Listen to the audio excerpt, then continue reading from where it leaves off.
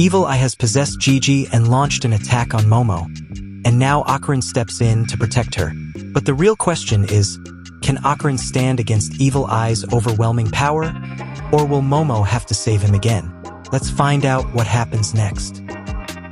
Okarun tries to block Evil Eye's attacks, but he's clearly outmatched. Realizing the danger, he decides to escape with Momo.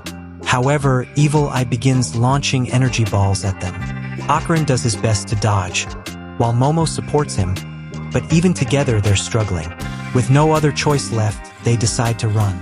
As they move upward, they notice the death worm doing something strange. Momo asks about it. The death worm weakens enemies using electric shocks and poisonous sprays, making it easier to kill them. That's why they need to get out as soon as possible. Otherwise, they'll be in serious trouble. But how will they escape?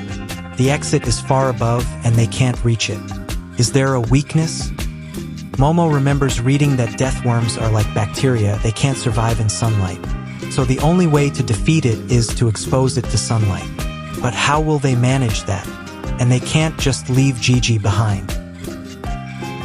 Momo, I can help you get out, says Okarun. No way, I'm not leaving you behind.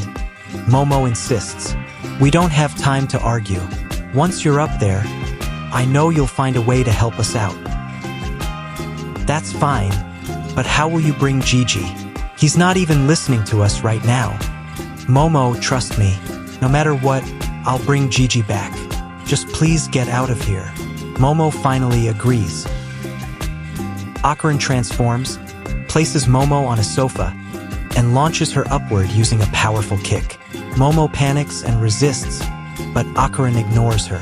As she flies up, she boosts herself with her psychic powers, but still can't reach the top.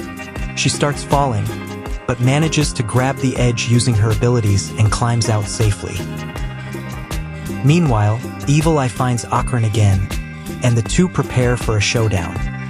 Momo begins searching for a rope to help pull them out of the pit, but finds nothing useful.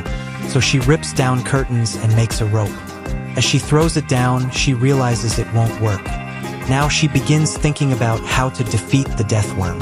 Suddenly, she remembers something Gigi had once told her. Inspired, she sets the house on fire and starts yelling loudly for a fire truck.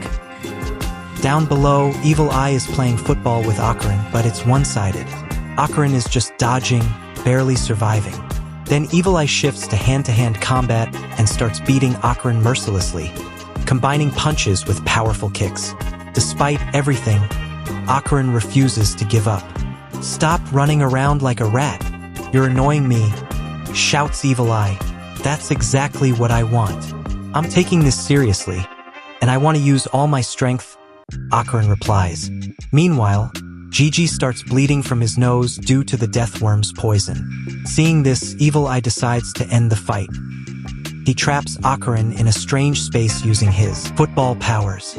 There, Okarun hears the screams of people sacrificed by the Keto family.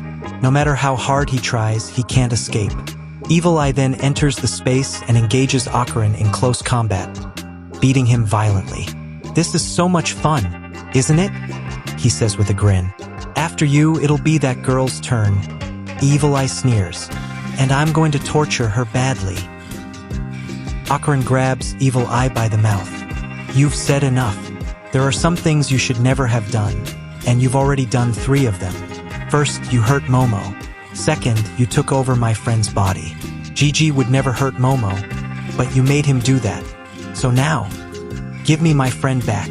Just then, Evil Eye attacks again, but Okarun dodges it, ducks low, and delivers a powerful punch. He then decides to go all out, unleashing a flurry of punches on Evil Eye, finally starting to hurt him. Okarun delivers 5 sets of 20 punches each.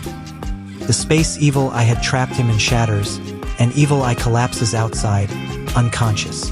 And the third thing you really shouldn't have done was making me angry. With that, Okarun faints from exhaustion. A while later, he regains consciousness and decides that he must reach the surface quickly. So he'll be there when Momo comes to help. He begins trying to lift Gigi's unconscious body up with him. Just then, he hears Turbo Granny's voice calling from below. We see Turbo Granny still trapped in Deathworm's liquid and unable to escape. She starts to believe she'll be stuck there forever.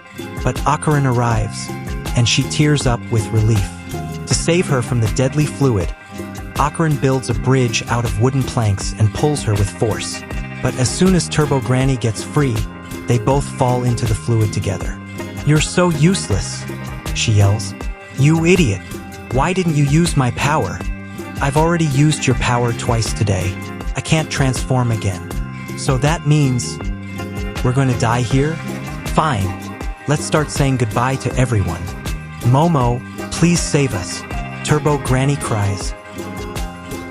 Meanwhile, the fire brigade has arrived to put out the house fire.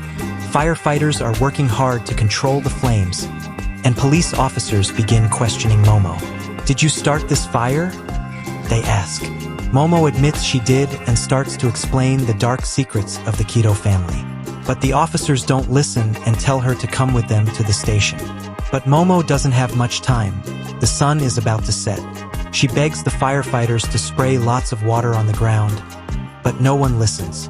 Suddenly, an earthquake hits. Everyone panics as the death worm bursts out of the house, causing destruction. People scream and run in fear. The sunlight begins to harm the death worm, and now we understand Momo's plan for starting the fire. We get a flashback of Momo and Gigi's childhood. "Momo, do you know why earthworms come out of the ground?" "No, I have no idea." Earthworms breathe through their skin. When it rains, the soil absorbs water and they can't breathe underground anymore. So they come out, but in extreme heat, they can't survive and die. That's why it's called earthworm suicide.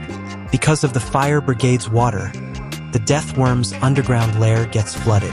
It starts to suffocate, forcing it to come out.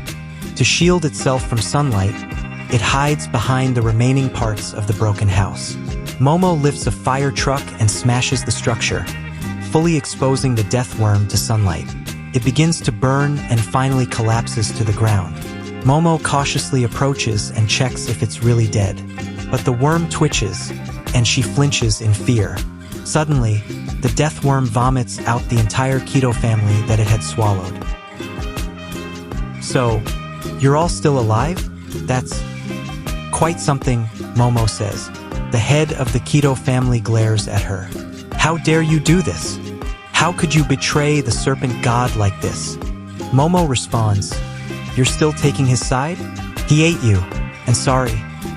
I don't have time to waste on you. I have to save Okarun and the others." Suddenly, the ground starts shaking again. "Whatever happens next is your responsibility," the Kido leader shouts. "This is all your fault." Momo is confused as the earth begins to tremble violently. We see a volcano erupting in the distance, shocking Momo. And with that, this episode comes to an end. The link to the next episode should be appearing on your screen now. Click it to continue watching.